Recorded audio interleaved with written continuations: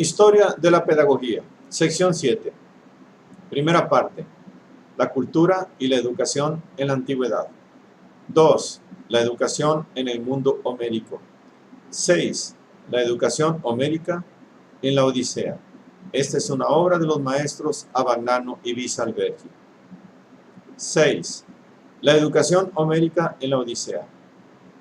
También la astucia y versatilidad de Ulises entraban con pleno derecho a formar parte del ideal educativo del guerrero. Más difícil es juzgar si también entraban otras características del Ulises homérico: la insaciable curiosidad y sed de conocer, la gran habilidad en el mentir, el sólido arraigo que tenían en él los afectos familiares. La Odisea nos representa el mismo tipo de sociedad que la Ilíada.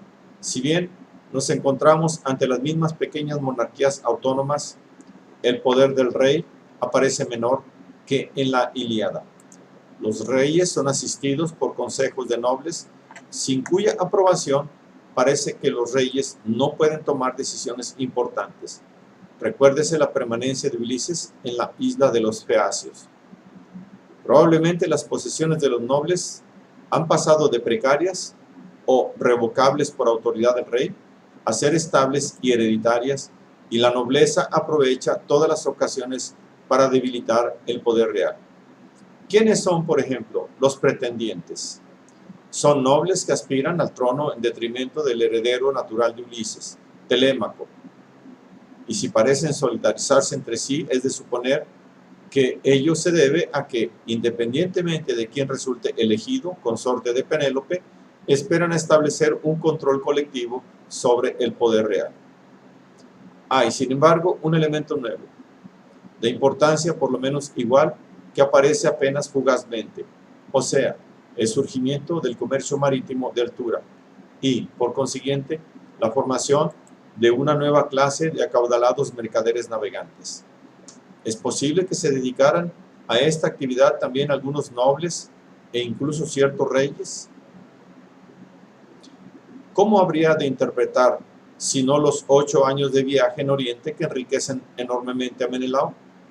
Lo cierto es que se ha formado poco a poco una contraposición consciente entre el ideal de la formación cortés de la clase noble y el tipo plebeyo del traficante en grande, sin otras miras que la riqueza, que naturalmente es objeto de desprecio por parte de los aristócratas. Así, cuando Ulises se niega a participar en los juegos organizados en su honor por los feacios, el noble Euríalo los ahiere con estas palabras: «Huésped, pareces ignorar aquellos ejercicios en que se instruyen los hombres. Más que a un atleta te asemejas a patrón de marineros mercantes, que sobre su nave de carga solo se cuida de sus mercaderías y del lucro de sus rapiñas». La ofensa es grave y Ulises debe demostrar al punto hasta qué extremo es infundada, replicando con fogosas palabras y lanzando un disco a distancia tan respetable que nadie se atreve a contender con él. Más adelante veremos cómo la contraposición entre actividades desinteresadas, como los juegos que no dan provecho, y actividades utilitarias, es decir, enderezadas a la ventaja práctica y material, se convierte en un rasgo característico de la mentalidad griega clásica. En la Odisea, por lo menos, se aprecia en alto grado el trabajo productivo. Laertes, antiguo rey y padre del rey, labra personalmente el campo. Ulises ha construido con sus manos el lecho nupcial. En este aspecto se pierde un tanto el paralelismo con el feudalismo medieval. El noble de la Edad Media no conoce otras actividades físicas que la guerra, la caza, los torneos, etc.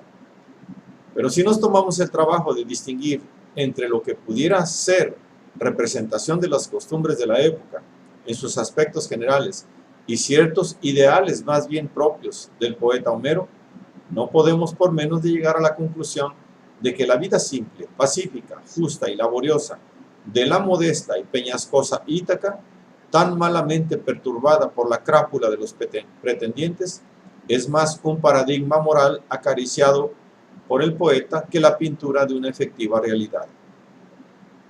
El ideal de un reino de tipo patriarcal respondía quizá a un sentimiento generalizado de reacción contra la vida ociosa y disipada de una nobleza cada vez más potente.